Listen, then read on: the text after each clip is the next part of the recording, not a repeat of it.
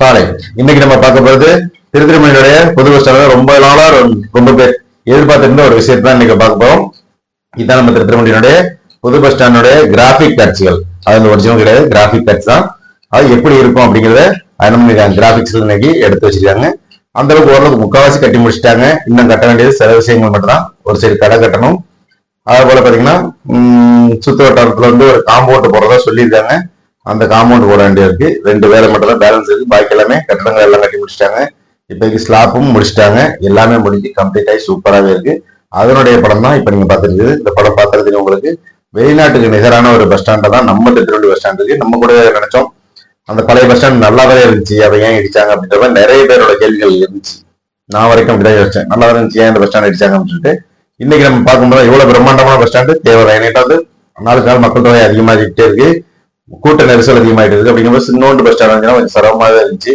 இன்னைக்கு பாத்தீங்கன்னா சூப்பரா ஃபுல் அண்ட் ஃபுல் பாத்தீங்கன்னா பெரிய லெவலில் ஒரு பஸ் ஸ்டாண்ட் ரெடி பண்ணிருக்காங்க. அதுல நிறைய கடைகள் கொடுத்துருக்காங்க. அது வியாபாரிகளுக்கான ஒரு வழிவகையும் செஞ்சிருக்காங்க. அளவுல நிறைய வியாபாரிகள் வந்து தொழில் தொடங்கலாம். அந்த அளவுக்கு ஒரு சூப்பரான ஒரு பஸ் ஸ்டாண்டாவே இருக்கு. நிறைய பேர் அந்த இடத்துல வந்து குமியலாம். அந்த அளவுக்கு பெரிய பிரம்மாண்டமா நோண்ட இடத்த பெருசா ஆக்கிருக்காங்க. அந்த அளவுக்கு ரெடி பண்ணிருக்காங்க. அதாவது பின்பக்கம் பாத்தீங்கன்னா அந்த தண்ணி டேங்க் வரைக்கும், அதில் உங்களுக்கு வீடியோவே பார்த்தா தெரியும், அந்த தண்ணி டேங்க் வரைக்கும் பின்பக்கம் கொண்டு போறாங்க பஸ் ஸ்டாண்டை. எனக்கு பஸ் போய் சுத்தி வர்றதுக்கு. அதே போல பாத்தீங்கன்னா லெட்டின் பாத்ரூம் இருந்துச்சுல, அந்த இடம் வரைக்கும் பஸ் நிக்கிற மாதிரி இடம் ரெடி பண்ணிருக்காங்க. அதை விட முக்கியமா பாத்தீங்கன்னா அந்த லெட்டின் பாத்ரூம்ங்கிறது முன்ன டாக்ஸி ஸ்டாண்ட் இருக்குல்ல, அந்த இடத்துல லெட்டின் பாத்ரூம் கொண்டு போயிட்டாங்க.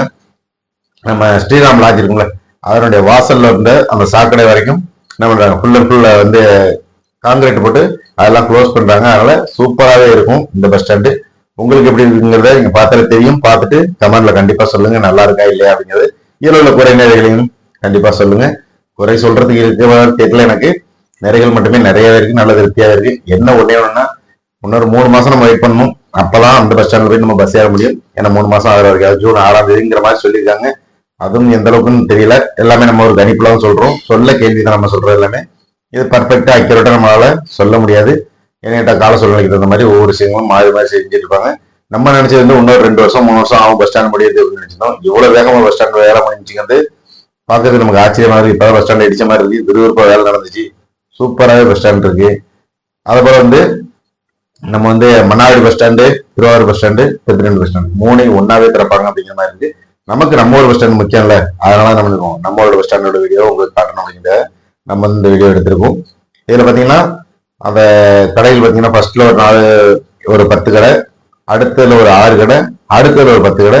அதே பாத்தீங்கன்னா இந்த என்ட்ரன்ஸ்லயும் அந்த என்ட்ரன்ஸ்லயும், அதாவது பஸ் ஸ்டாண்டோட இந்த என்ட்ரன்ஸ்லயும் அந்த லாஸ்ட் எண்ட்லயும் 2 கடை பிரம்மாண்டமா ஒரு பெரிய கடை கட்டிருக்காங்க. அதுல என்ன ஹோட்டலா இருக்குமா என்னங்கிறது தெரியல, அந்த மாதிரிதான் தெரியுது.